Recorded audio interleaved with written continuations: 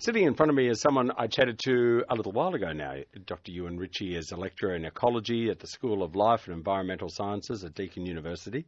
And he came in to have a talk about an idea he had. He needed funding to go to Papua New Guinea and set up cameras and try to find mammals in the highlands of Papua New Guinea. And we had a talk about that. He got the funding. He's been away. Things have happened. And now he's back. Hi, Ewan. G'day, Richard. Great to be here.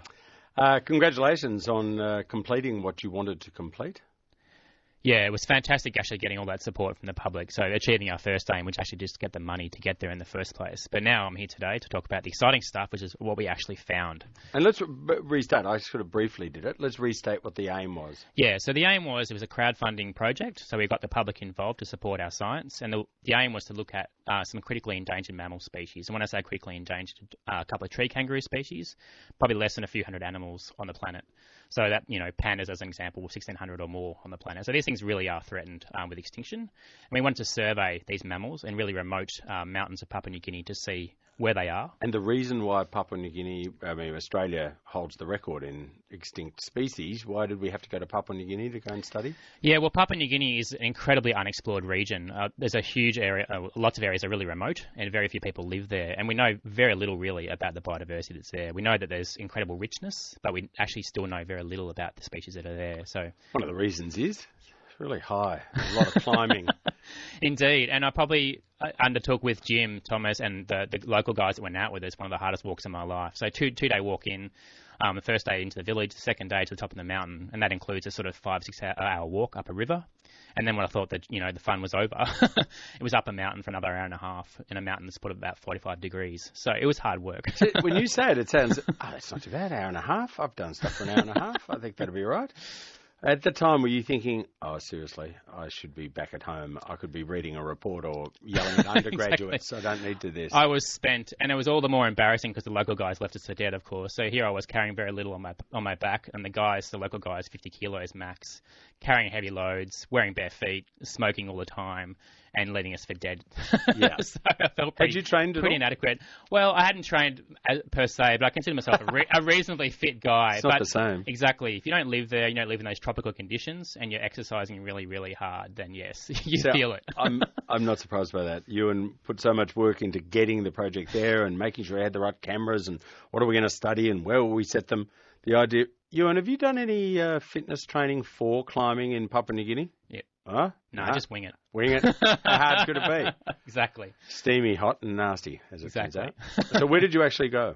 We went to a remote region, I guess in northwest Papua New Guinea. It's basically called Yaru, but I'm probably pronouncing that in a terrible way. But if you imagine basically the top northwest corner of Papua New Guinea, that's where we went. And an area basically that no one's been to before. When I say no one, I mean sort of white people have never been to before. So as we were walking in, a couple of local guys actually said that to us. And so that was a pretty special moment to actually, I guess, feel like I was actually being allowed to go there in the first place. Yeah. And then what we might actually see.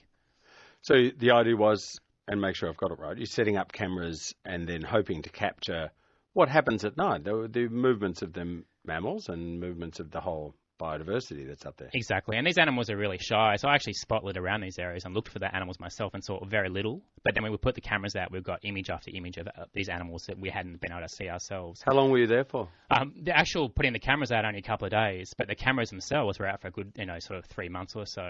And I think what's really nice about the project too, and one of the aims we had was actually to show to the local people what they've actually achieved themselves. So this sort of area has been sort of turned over to conservation, so there's no more hunting in this area. Mm-hmm. And I guess it's great confirmation for them that what they're doing is actually saving all these species from extinction. So you went back after 3 months to get your... I didn't personally.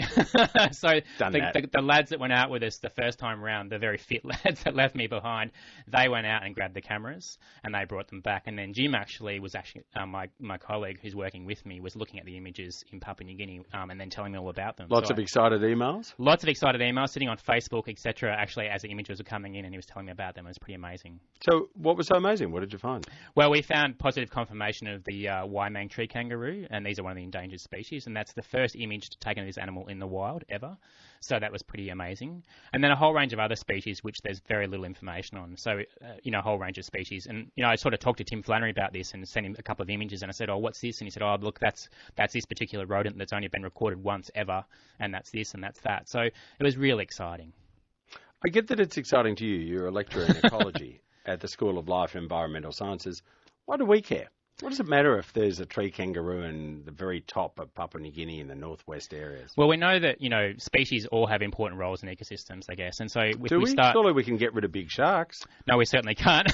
Isn't that a great plan? I think that's a great plan. Probably not such a good idea because we know that animals obviously interact with other animals. And once you basically take out one of those animals, there'll be effects throughout the system. It's kind of like taking a piece out of your car. You take out the gearbox or a particular, part of that car, the car's not going to work so well anymore. So having these species in the environment and confirming that they're there is actually really, really important.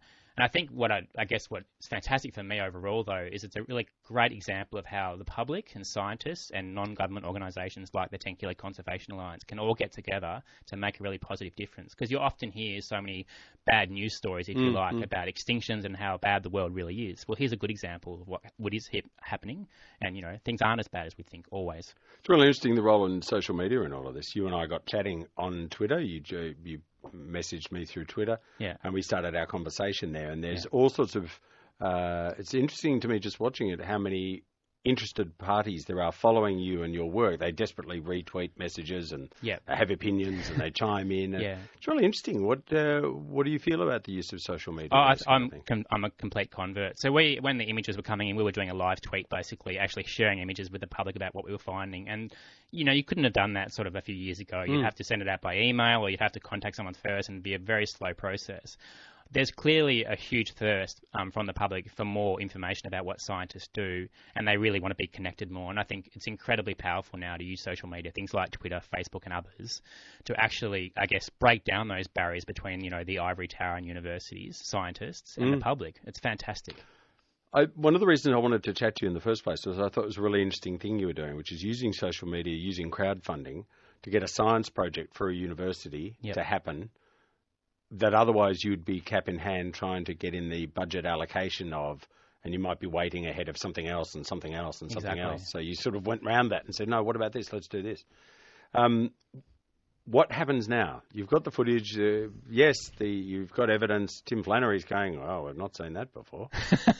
So big deal. Now what happens? Well, the best news is it keeps going. So as we speak, the guys who pulled those cameras in have actually now gone to another mountaintop, and they put cameras out on another mountaintop, very close to the one that we just surveyed. And there'll be a different range of species there. So the aim is to keep this work going and actually put up a really big picture, if you like, about across that whole Torricelli mountain range, what species are there and how they vary on different mountaintops. Because basically every mountaintop, you can essentially think of it like an island. A few million years ago, they were all flooded and they weren't connected. And now they are sort of somewhat connected, but still quite isolated. So we're going to find out where these species are actually dependent upon. And, of course, we're going to need to find out and probably get more support along the way, more funding to do this. But the exciting part is that we're not stopping here. We're going to keep this going for many, many years. I know nothing about this. Are you able to draw a parallel? Once you look at enough pristine ecosystems, are you able to say, all pristine ecosystems have 10% of this, 20% of that, and the 70% of this? And then does it work? Are you able to look across and go, so I see what we are missing in this ecosystem. Yeah. We're missing our 15% of predator or whatever. Or are they not homogeneous like that? Can you not do a template? Look, it's very hard to compare, but I think that's a very good question. And certainly there's impacts around the world on our rainforests. So we know they're being logged, there's mining, things going on. So we can actually look at roughly similar areas and say, okay, well, what species are present in the area that's been left relatively untouched?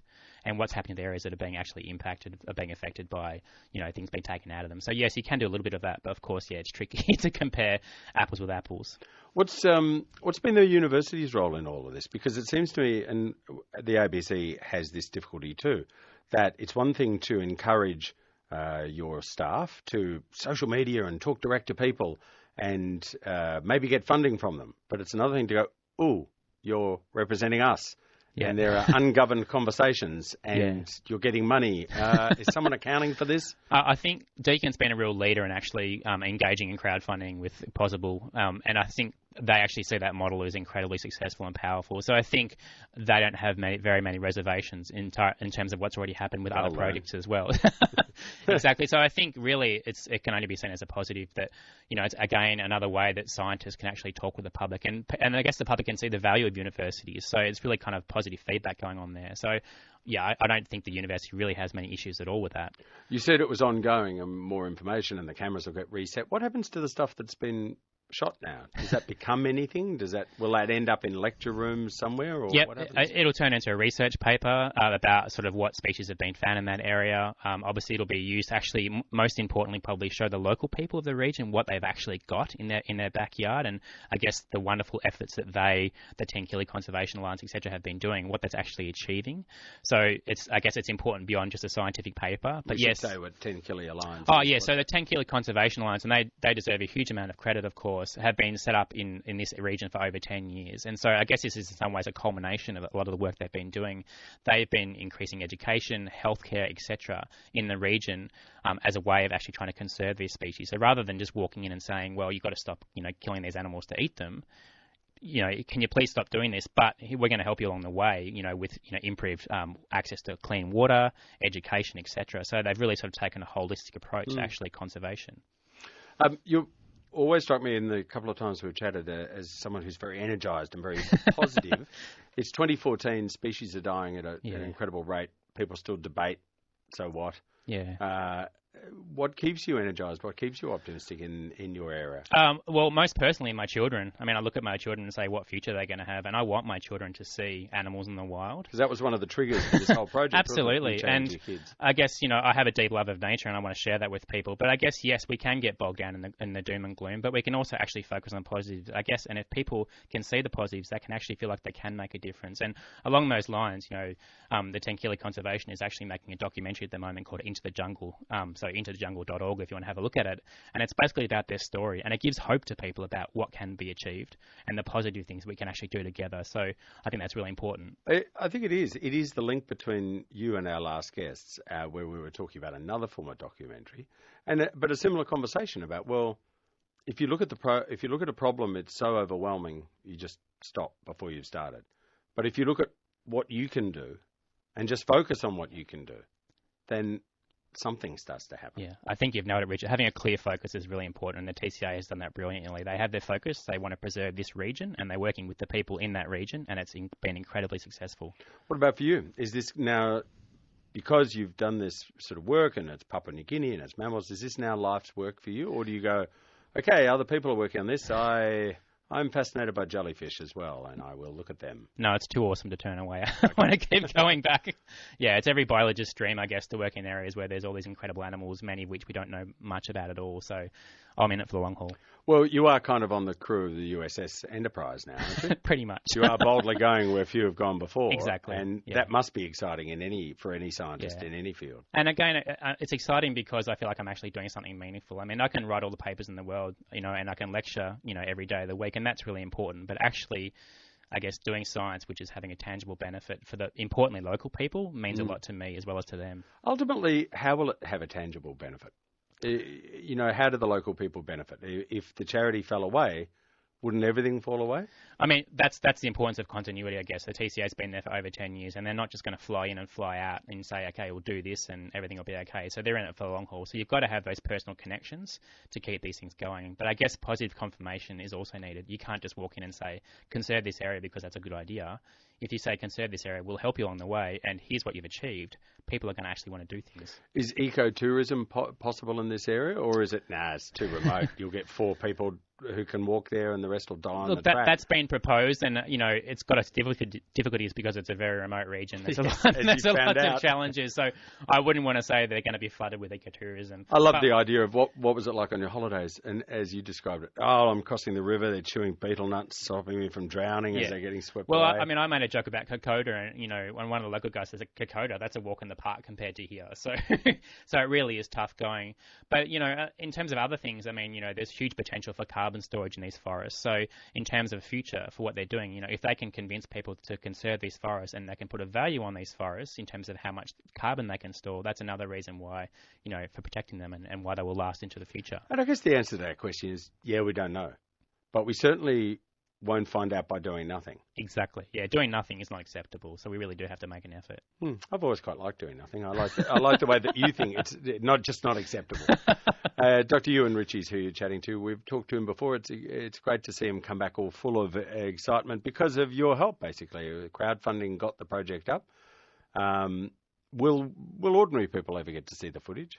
We've already shared it on things like Twitter and Facebook. That, as I said, was the beauty of social media. So as the images were literally coming in and Jim was looking at them, he was sharing with me and I was sharing with the public. And if I was hearing this for the first time, how would I go about looking at it? So we have a website at Possible. If you look at possible.com and type in Tenkile, Tenkile, it'll pop up. But also we're actually going to produce little reports for people who have actually helped funded us, and we'll share those with the public as well. So the public are really going to be involved in actually seeing, I guess, the fruits of this project. And it'll be interesting to see, too, if the Deakin University then sit you down and talk about the creation of a funding model that can be applied across disciplines. Because I'm sure, despite you saying, no, they're so cool with us just running it, I'm sure they're going, we'd like to just get this a bit formalised. I don't know that a university or any bureaucracy loves the word ad hoc. Look, like you said, I think it's an exciting frontier, and I'm sure there'll be changes along the way. But we've already formalised our relationship with the Tenkile Conservation Alliance and Deakin University, so that's already been a successful win. Yeah, absolutely. Ewan, great to see you again. Great to see you looking so well. Your stories are fabulous. I'm so pleased that it was so successful for you.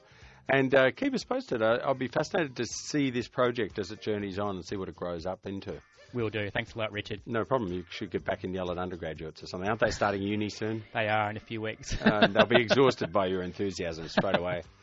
Thanks, Ewan.